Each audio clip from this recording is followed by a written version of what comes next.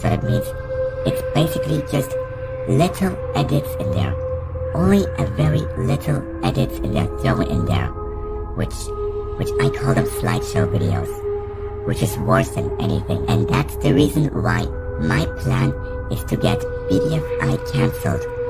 I am going to destroy BFDIA, and trust me, you all gonna be thanking me, alright? Because my plan is going to work. I'm gonna get BFDIA cancelled, so we don't have to worry about them anymore. Because those stupid things shouldn't even be on YouTube at all. And objects don't talk in real life either. So don't be fooled. These people who think that BFDIA is good, they probably have brain damage. But I have found the worst BFDIA intro of all time. And I'm gonna play it right now. Hey, too! When you bake a cake, decorate and take it to the players who are safe. That's how you know it's cake and steak.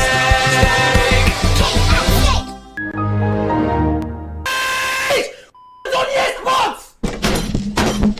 Das war ein Befehl!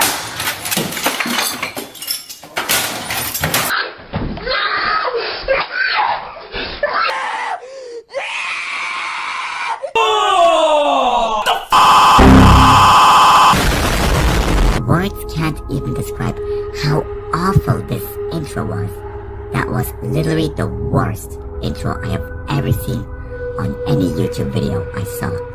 And I'm not even exaggerating that. Now, Jack and Jellify has done it this time. For all the cringe he has posted, but that one is the worst. And BFDIA needs to be deleted off YouTube because it's so bad that it shouldn't even have a channel. This ain't half bad, buddy. I'm proud of you. Thank you. I forgot we were competing for a while. You what? For how long? 3 years or so. Yo, Jellyhead! Hey, Flower. Congrats again on the win. I think in a lot of ways, you truly won gelatin. Huh? How so? Look at the alliance you made, Jello. I might have won the season, but you made a lot of close relationships. Nothing beats that. Yeah, I guess there is a victory in everything. Thanks, Flower. I also think you've earned this. What? Flower? You won this. Right, Lollipop Flower won this, right? Okay, Flower, you won this. I wanted to win the show, Jello. I've done that. I think you deserve this, and you clearly want it. This is literally the cringiest video I have ever seen on all of object shows.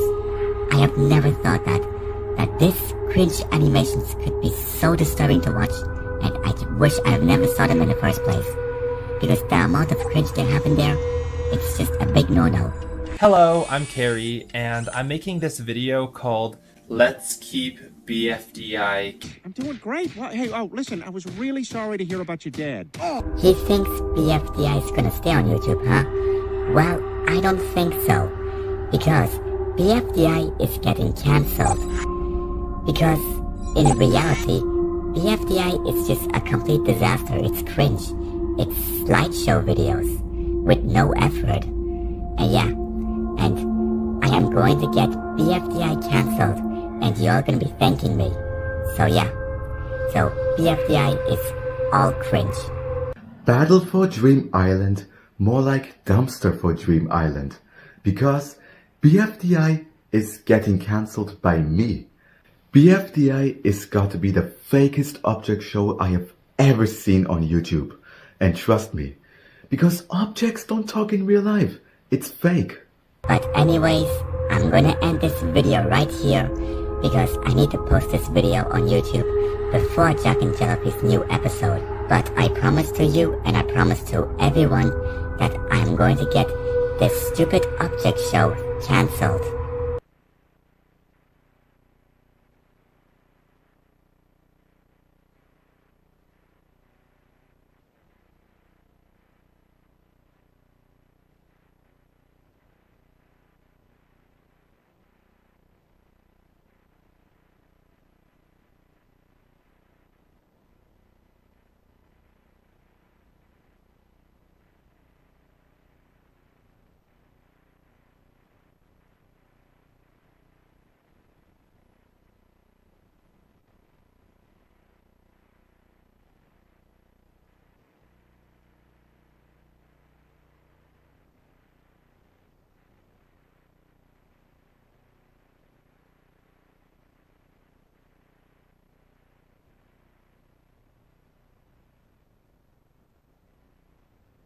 Every day, I think of all the things I'll make with my pants, my mixer, and my other tray.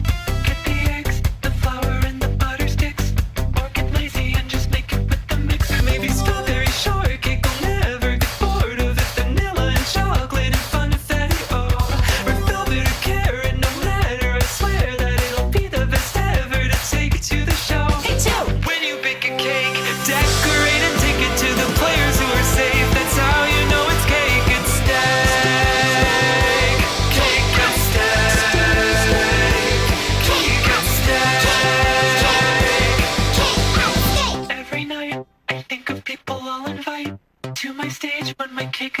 just right. Wish you could taste. I made it really good and stuff. Hope the way it looks on camera is enough. Making pumpkin and lamb and banana is heaven with some frosting or fun and a glaze or ganache. With so many cakes, now my schedule is crazy, but it bakes so impatiently 'cause I love cake. Oh my gosh! When you bake a cake, decorate and take it to the players who are safe. That's how you know it's cake. It's steak.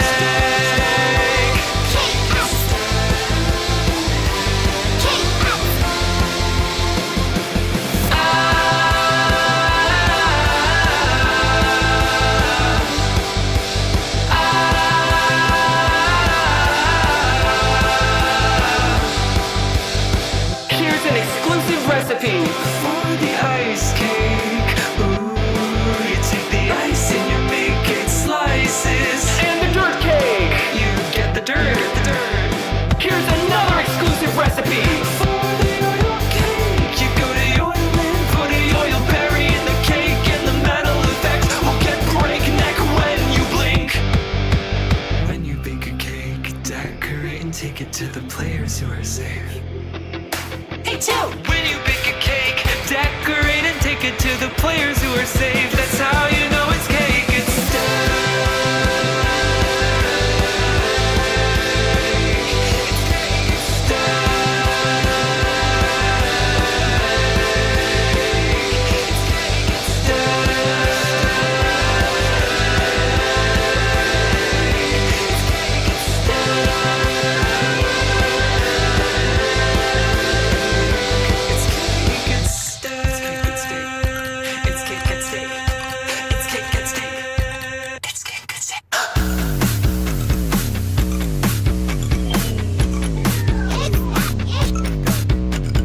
Basketball, barnacle, bottle and golf ball, snowball, tennis ball, pillow and pop ball, corny and balmy and cloudy and pie, broken cake and donut and fries, Eddie, Betty, grassy and barf bag, ice cube, light and giddy and price tag, winner, baldy, saw TV, nickel and needle and million tree, remote, marker, yellow face clock, pen and pen, eraser and rocky, teardrop bell, robot flower. Keep winning cake and you'll get two's power.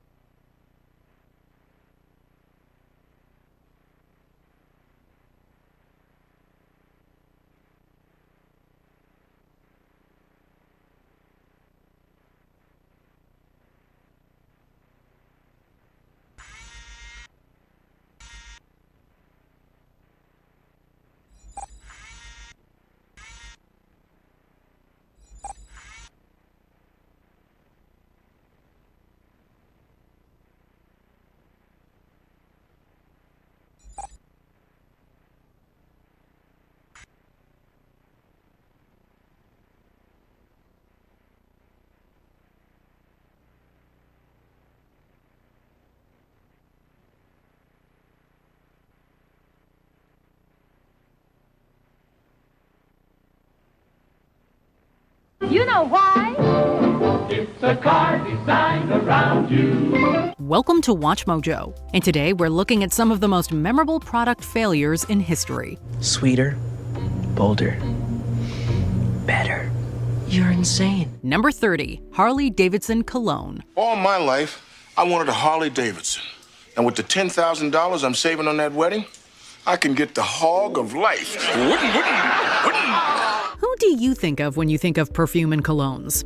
Dior? Calvin Klein? Yes. What about Harley-Davidson? No, probably not. Beginning in the mid-1990s, Harley-Davidson expanded into the perfume and cologne industry, introducing a number of fragrances with the help of L'Oreal. These scents included Hot Rod, which had notes of wood and tobacco, and Destiny Man, which smelt of cinnamon and cedarwood. What if I told you there once was a fragrance that was inspired by burning rubber, exhaust fumes, and knife fights? They failed to catch on with their audience, however, who were just much more interested in the whole motorcycle aspect of the brand. The perfumes and colognes faded quickly and were discontinued within a decade on the market. Ooh, it's a formidable scent. It stings the nostrils. Number 29, Blockbuster Total Access. The Blockbuster versus Netflix war is one for the ages, and towards the end, Blockbuster was just too slow playing catch-up against the streaming giant. I've been doing Netflix, like everybody. There was a time in 2006, however, that Blockbuster looked like they might overtake their rival, with the introduction of Total Access. This new scheme copied what Netflix was doing, but with a twist. If online customers returned their rentals to a physical store, they could receive another rental for free. Blockbuster initially saw great success with this, but it cost them around $2 a pop. Eventually, the cost caught up with them. And when that was compounded by legal issues from Netflix and a reluctance from store franchises to embrace the Total Access project, the initiative ultimately ended up being a big part of why Blockbuster toppled. How am I supposed to be the next Tarantino if I don't work in a video store? Number 28, Friendster. Ah yes, another social media casualty, thanks largely in part to, yes, you guessed it, the popularity of Facebook. Since we left school, all my friends have ended up doing different things. But Friendster actually found success a year before Facebook even launched, hitting the ground running in 2003 and earning itself millions of subscribers in its first year. Its downfall was partially due to the rise of Facebook, but the company also failed to scale up quickly enough to meet subscriber spikes, which in turn resulted in slow site performance. Friendster also failed to keep up with trends and what competitors like MySpace and Facebook were doing, and it saw a gradual decline before finally closing up shop in 2015. Regardless, Friendster was still one of the very first big mainstream social media sites. But with Friendster on my Maxis mobile, I can stay in touch with everyone. Number 27, Philips CDI player. This is CDI, Compact Disc Interactive, a new world standard in multimedia home entertainment from Philips Electronics. Released in 1991 and discontinued just 7 years later, the Philips CDI player was, well, a disaster. The device was a multimedia home entertainment system, able to read and play Compact Disc Interactive, a digital optical disc data storage format upon which media like video games, interactive museum tours, and internet access could be accessed. Wow, what are you going to use it for? Games and stuff. And man, was technology expensive back then. The first commercial CDI was released in 1991 and retailed for $800, which is the modern equivalent of about $1,800.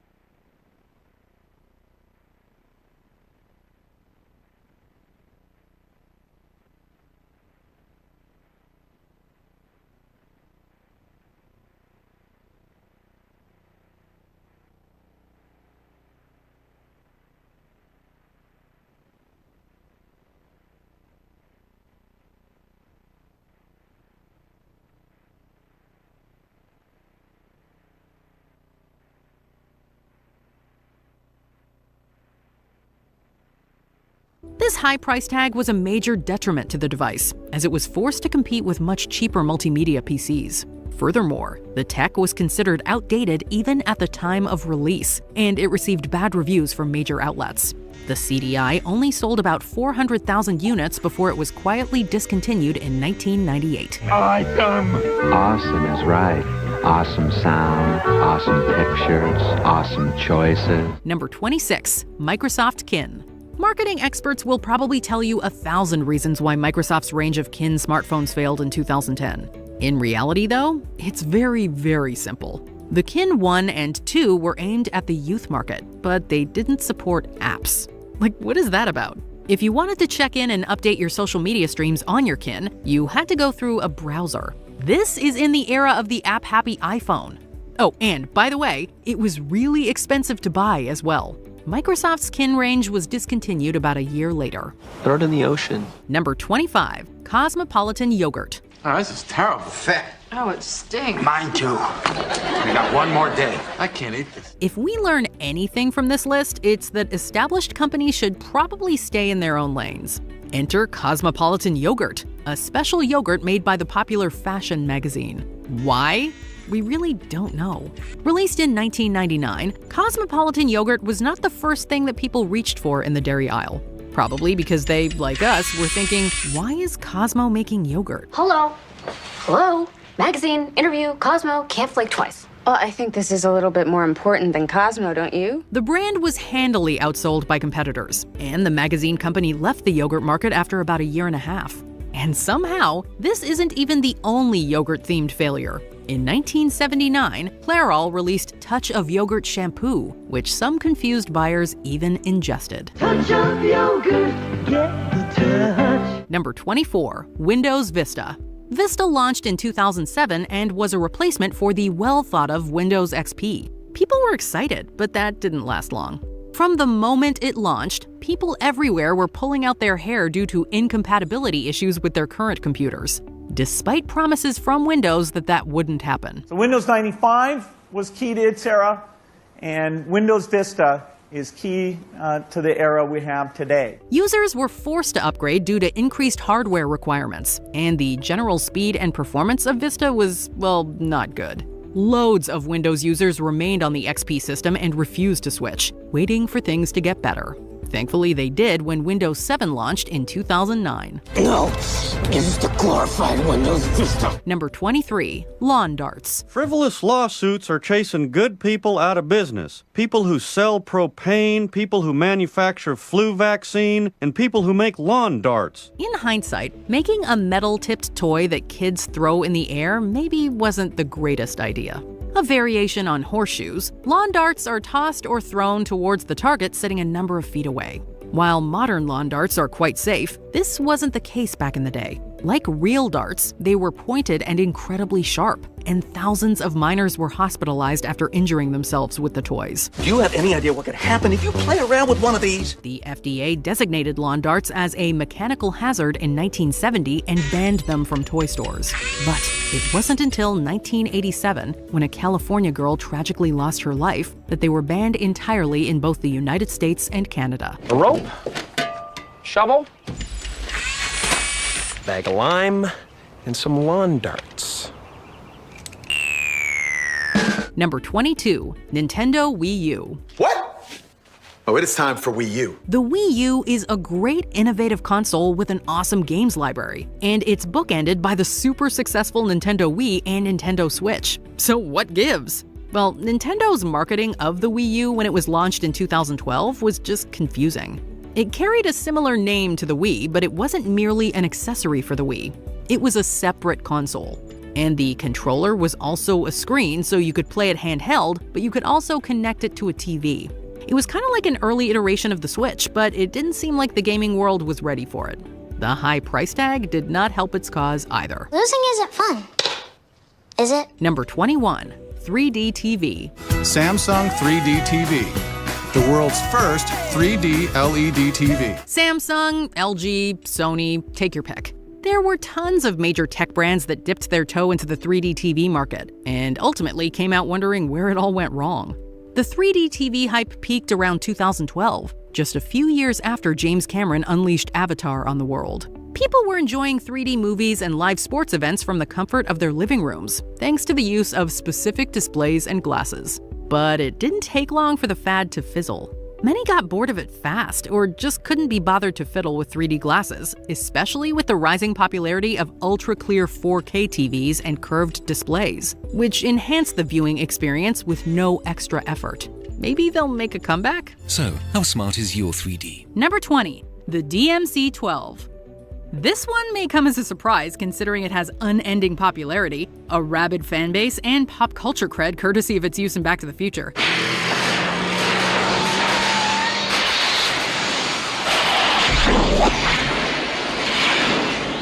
But Marty McFly saddled up in 1985, by which point the car had been deemed an abject failure. Beautifully crafted for long life, the DeLorean is one of the most awaited automobiles in automotive history. On the market for a scant 3 model years before DMC was shuttered amid multiple forms of controversy, the DeLorean, as it later came to be known, never performed as well as it looked, disappointing drivers and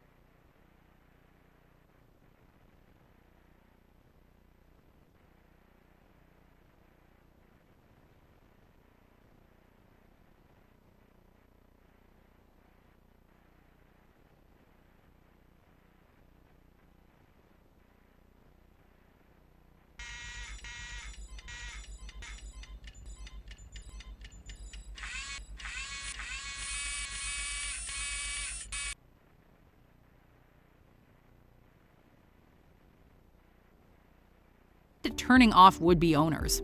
The first production car was completed in January of '81, but by December of '82, the game was over, with DMC itself following suit soon after. Number 19, Apple Maps. When Apple Maps launched in 2012, it was riddled with issues. Boldly, the company made Apple Maps the default Maps app.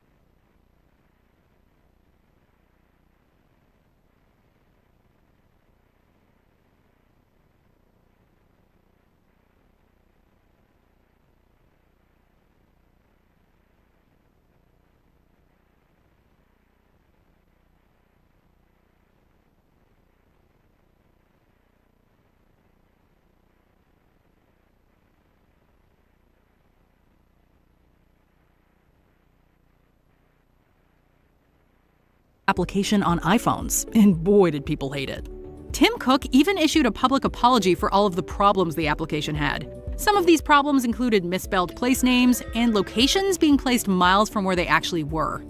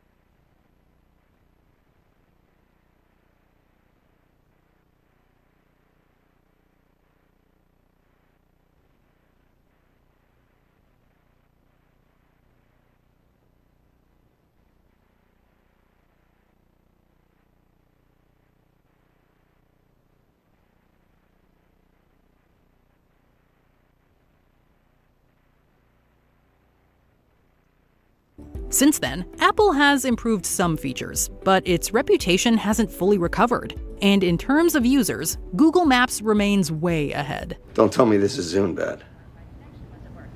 I'm sorry, Gavin. It's Apple Maps bad. Number 18, Segway. This is the world's first self-balancing human transporter. The Segway has certainly fallen from grace since it was first introduced back in 2001, to the excitement of local dads and mall cops everywhere. The problem was the astronomical hopes of the Segway's creator. The intention was to have the product completely revolutionize how humans got around in urban areas. Fly, Segway, fly! But there was just something undeniably dorky about it, and it wasn't adopted nearly as fervently as its producer had hoped.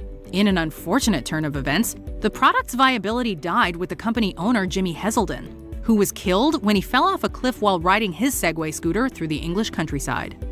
Number 17, Colgate Kitchen Entrees.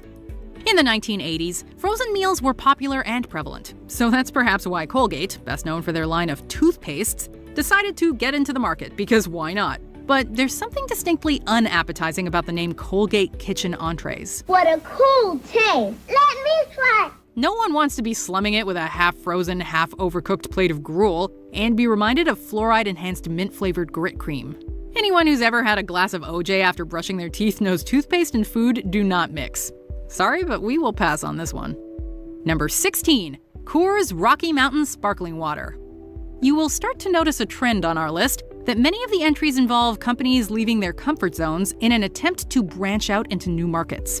Coors Rocky Mountain Sparkling Water is a prime example of this. It's the right year now. In 1990, when the product was released, Coors was one of the most successful brewing companies in America. And while their beer was popular across many demographics, one they were not hitting was the sparkling water crowd.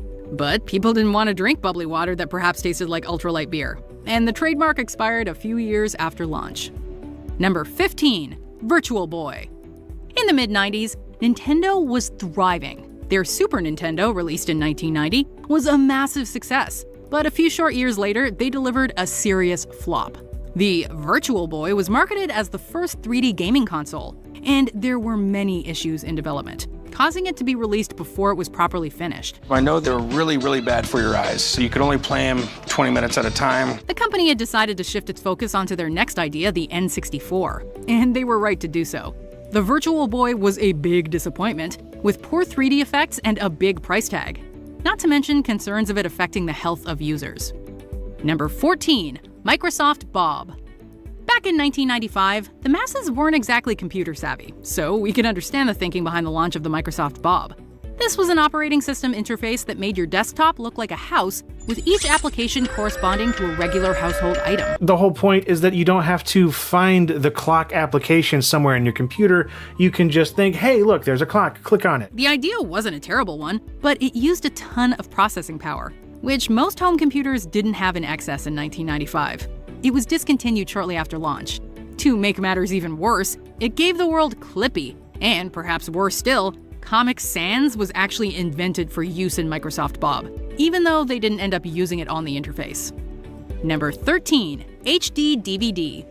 Remember back in the late aughts when people had to decide whether to commit to HD DVDs or Blu-ray? There was a race to replace, or at least improve upon, the DVD, and Toshiba threw their hat into the ring with the HD DVD. High-def DVD is really an improvement over old DVD. It's the same technology, that's why they didn't change the name.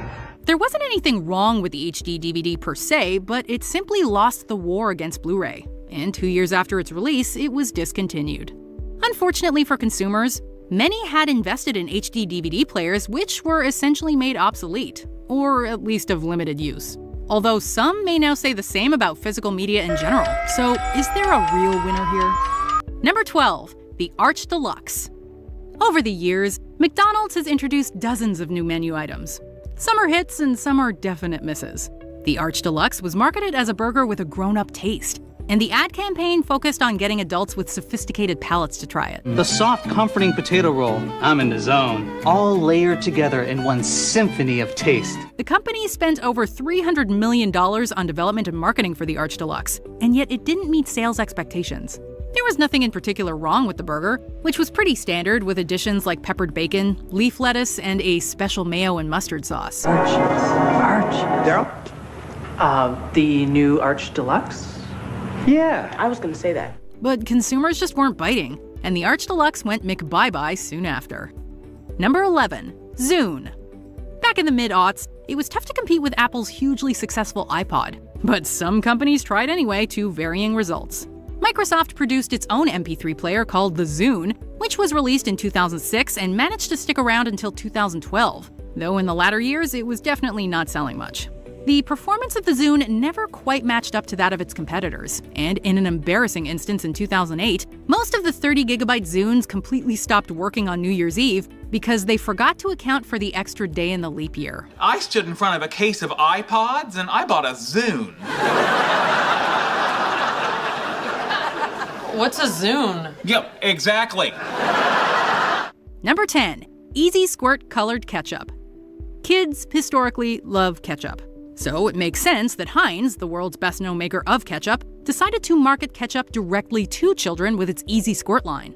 The squeezable containers were easy for kids to use, but not only that, the product was made available in a variety of fun, and dare we say it, rad colors other than the standard red. Who wouldn't want to squirt something purple and toxic looking onto their French fries? While the novel idea may have had some kids begging their parents to put it in their grocery carts, by 2006, production was stopped. Number 9, Cheetos Lip Balm. Some products on this list were good ideas that just weren't well executed or didn't catch on, but this is absolutely not one of them. Sure, we all loved soda-flavored chapstick, but when Frito-Lay introduced Cheetos-flavored lip balm, it was obviously a step too far. We acknowledge that Cheetos are incredible, but not every snack food belongs in our makeup case. We can't even imagine what the marketing pitch was for this product, and we wouldn't be surprised if someone was fired for creating this monstrosity. Number 8, the Newton. The Apple Newton was the product for which the term personal digital assistant was created, and at the time of its release in 1993, it seemed like the height of new technology. Newton is the first product from Apple to have a button labeled Assist. Tap it, and you open a whole new world of possibilities. But the price of the product was very steep, making it a difficult sell for consumers. Another factor in its failure was that the highly anticipated handwriting feature ended up being a disappointment. At least if you didn't want to eat up Martha. Hey, Dolph, take a memo on your Newton. Beat up Martin. The Palm Pilot ended up overtaking it, and when Steve Jobs came back to Apple in 1997, he ordered the Newton line to be discontinued. Just point this to another Newton and zap. The information is transferred. No wires or anything. It's really cool. It's way cool. Yeah. Number 7, the Galaxy Note 7. One of the more recent flops we'll be discussing was one of the most explosive launches in tech history. But in all seriousness, the Samsung Galaxy Note 7 started literally catching on fire shortly after its release. This phablet was actually pretty well reviewed when it first launched in August of 2016, but those positive critiques didn't count for much when the phones began smoking and setting aflame. Through measurement and observation, it was found that the negative electrodes were damaged because the design of the cell pouch did not provide enough room. In one much publicized instance, this even happened on a flight which had to be evacuated, prompting airlines to ban the Note 7. Samsung discontinued the phone in October of 2016 and reportedly lost billions of dollars because of the debacle. I call it exploding because this did shoot pieces of whatever it was inside the phone out. Number 6, Betamax. Remember VHS? Meet its older brother. Released in 1975, just a year before the VHS tape came out, the Betamax arguably had better technology than its competitor. The resolution and sound were considered to be superior to those of the VHS, but because Sony made a major misstep with its licensing, VHS soared past it to quickly grab a larger market share, providing more consumer options and lower price points. That is why 90s kids will all remember having their Disney movies on VHS and not Betamax. Everything you want in home video from those awfully nice Sony people. Who's a clever little Sony then? I am. Number 5, Google Glass. In so many works of science fiction that imagine the future of humanity, we had wearable technology that looked a whole lot like Google Glass. In fact, theoretically, it seemed like an incredibly futuristic invention that could completely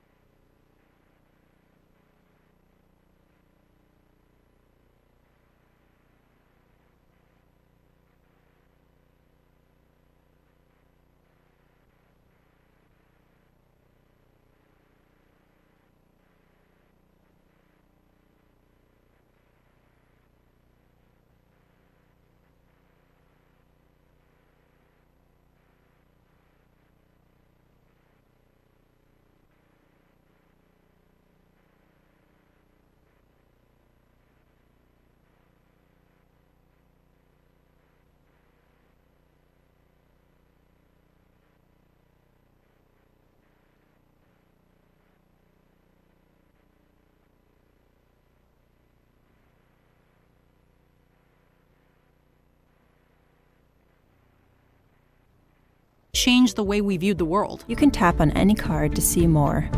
Swipe down anywhere to go back to the timeline. But despite its lofty goals, Google Glass was mired with criticism and was prohibitively expensive for many. Chief among the concerns were issues of privacy, because the glass could easily record people without their consent, as well as safety. Number 4, Wow chips.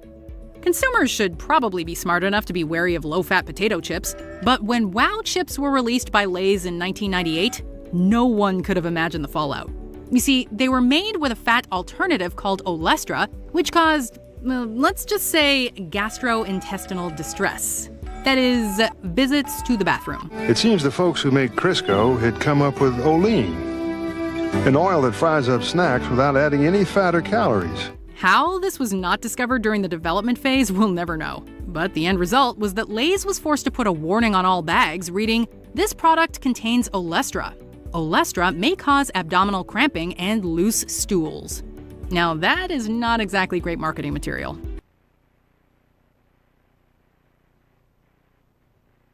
What makes a good product? Is it the price? Is it the value? Is it the actual utility of the item? Well, none of that matters because today we're looking at the worst products of all time and how bad their flops actually were. Let's do this. All right, so first up we have the Galaxy Note 7 by Samsung in 2006, a tablet phone. Is this the one that exploded? Remember, like, they had to recall like 500,000 of them? Yes, so this is the one where the battery software resulted in the phones catching fire on several occasions, including on a Southwest Airlines flight. And then the Department of Transportation made it illegal to bring a Note 7 on a commercial flight. Imagine not being able to bring your phone on a flight. You could literally bring knives, guns, katanas, all in your checked baggage, but you can't bring your Galaxy Note 7. I would say that's a pretty bad fail. Now we have Super Train. It was a TV show, it looks like, in the 70s by NBC. It was the most expensive TV series ever aired, and let me guess, it flopped. So the model train set itself cost around $3 million, and the model crashed during its first demonstration. And then when it aired, it had poor ratings and negative reviews. Super Train, more like Super Fail. Coming in at 48, we have Eons, was a social media site. Why do I remember this?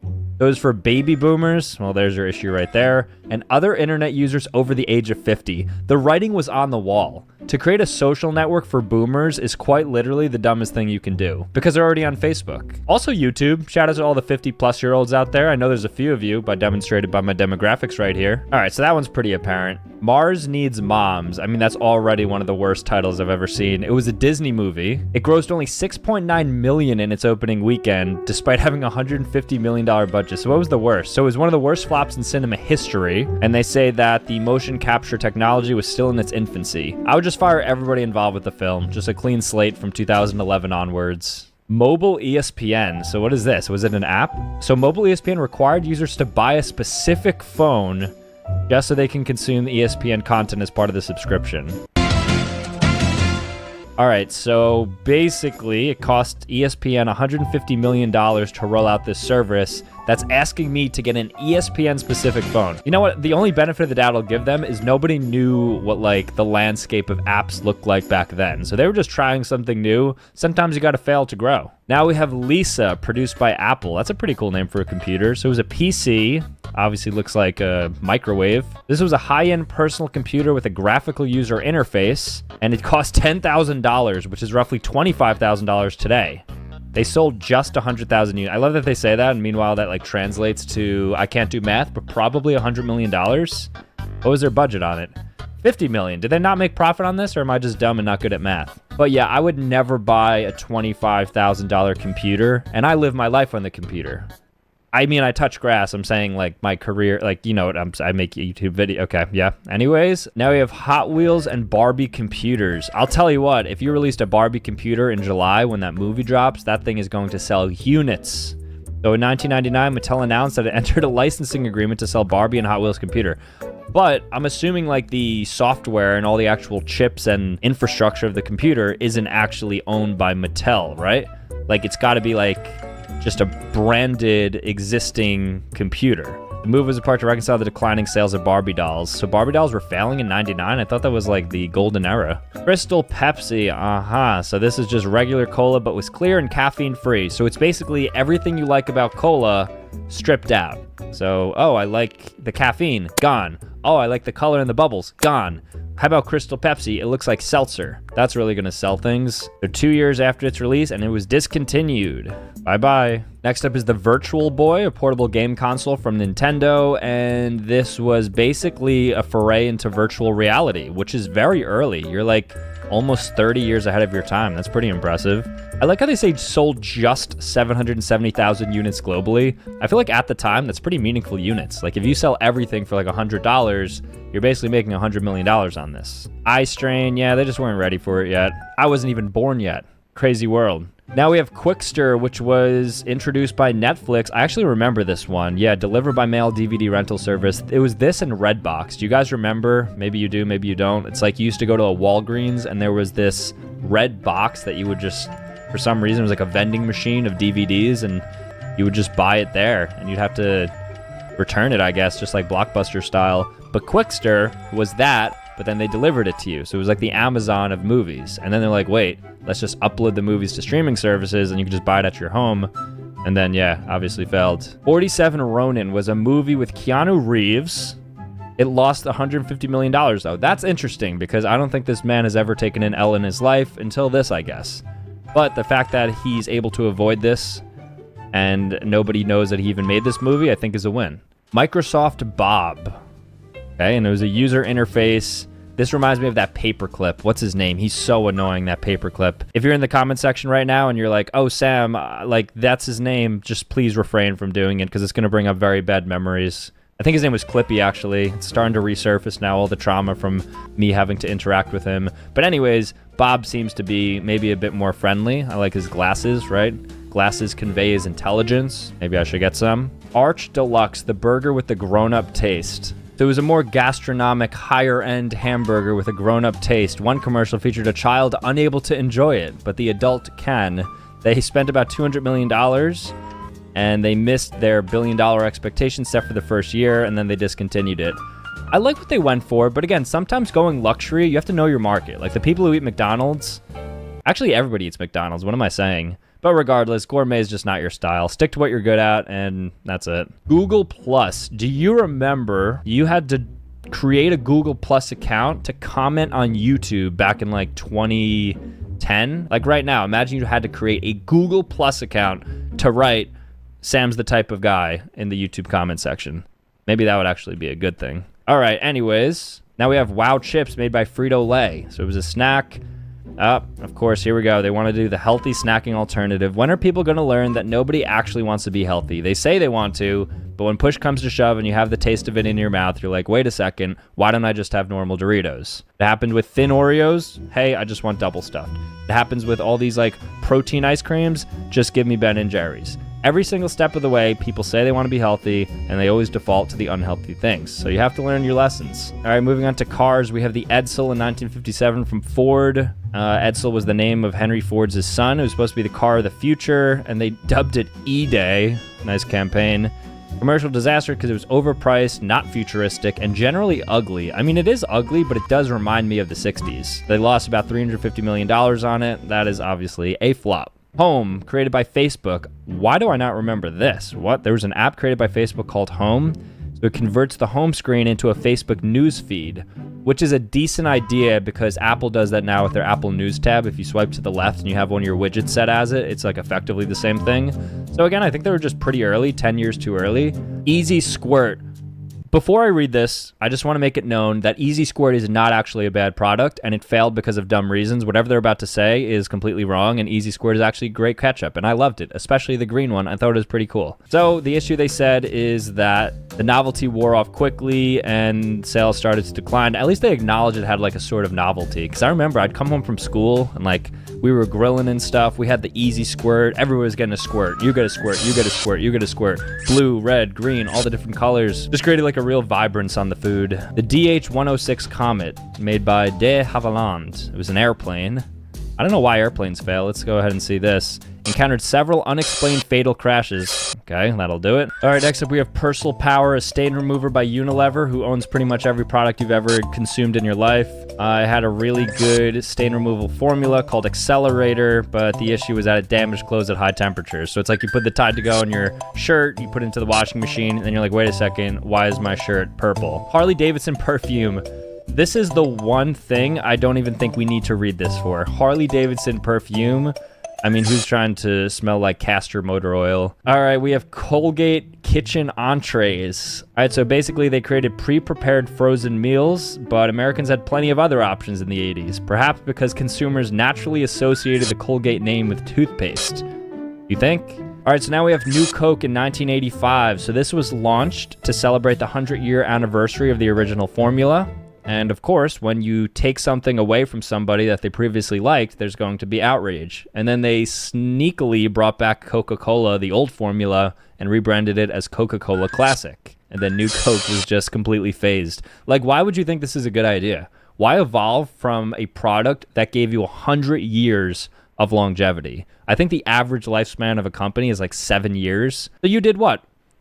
15 times that almost? And you wanted more. Touch of yogurt shampoo. I wonder why this failed. All right, so a yogurt shampoo was just what the American consumer wanted, except they had completely miscalculated. They were confused as to what they had bought because there was reported cases of people eating the shampoo. I don't know if that's so much on them. Like, you're buying shampoo. There's no world. It's like, I think I bought a blueberry shampoo once, but I wasn't putting it in my smoothies. So part of this definitely falls to the consumer. I don't have a lot of sympathy for them. All right, so now we have Terra Nova, which was a TV show by Fox. And this was canceled before the end of their first season. So it documented the time-traveling adventures of a 22nd century family fleeing a dystopian society for a prehistoric past. Okay, so the pilot cost $20 million. All right, so there was a flood that almost killed a crew member. They didn't meet expectations. All right, so just a failure of a show that they spent a lot of money on. So basically every Marvel project after 2019. Cheetos lip balm. Yeah, I mean, this certainly is slated to fail. Like, why would you want to put Cheetos on your lips?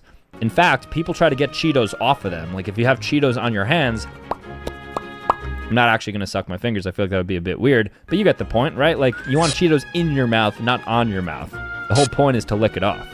And also, it's kind of nasty. Like, why is Chester licking the Cheetos bomb? You're giving the impression that you should be eating the Cheetos lip balm. All right, top 5 time, Premier smokeless cigarettes. So there was a safer way to use a cigarette. All right, so, but unfortunately people actually didn't want it because it tasted like an unpleasant chemical, like burning plastic. So they tried to create a safer cigarette, and in the process they ended up having people inhale burnt plastic, which is arguably worse and a faster track to cancer. Now we have Saddest fries, which, let me guess, these are going to be healthy fries created by Burger King, right? A new menu item advertised as a healthy alternative to their traditional French fries. There you go. Used less porous batter, so there was less oil absorbed, okay? And they were more expensive as well. Everything's lining up for this to be an absolute fail. And I love how below it there's the Angry Whopper. So it's like, hey, we have this really fat burger with bacon and onion rings, and then above it though you could save 30% of the calories. You want to save 60 calories? Get Saddest fries. Wash down this 1,300 calorie burger with only 350 calories of fries, so you don't have to actually meet your entire daily intake with a single meal. You could budget for a water later. E.T. the Extraterrestrial, there was a video game. It was created after the film. There was only 5 weeks spent on development. That's crazy. I think GTA has been in production for what, like 13 years now? 5 weeks. They gotta get these devs at Rockstar. All right, 2 left. So we have the Newton, which was created by Apple in 1993, a personal digital assistant. The first PDA, though, was one of the biggest product flops of all time. So 1 year after the CEO coined the term PDA, okay, well, that's a really bad term because obviously PDA is what you do with your significant other. So it had innovative technology, but they only sold 50,000 units. That's really bad for Apple because I think before one of their flops was 750,000 units. So that's a massive drop off. And then the #1 product flop of all time throughout the entire history of the United States, and I guess the world, right? This isn't just the United States, I suppose. Google Glass. So these were eyeglasses created by Google, released to the public in 2012. And what was wrong with it? So there was privacy concerns, reported bugs, low battery life, bans from public spaces, and an inability to live up to all the hype that was around it. The interesting thing is that Google Glass would probably survive if they relaunched it today because people are more into like that whole AR thing. Like imagine playing Pokemon Go, but you don't have your phone and you're just like, you put on sunglasses and you're like, oh, there's a Pikachu. Oh, there's a Snorlax. Oh, there's a Gyarados. Maybe I should run. All right, guys, that's it. Thanks for watching. If you want to see more videos, click here or click here. Shout out to this person for subscribing. Make sure you hit the subscribe on your way out so this could possibly be you. Anyway.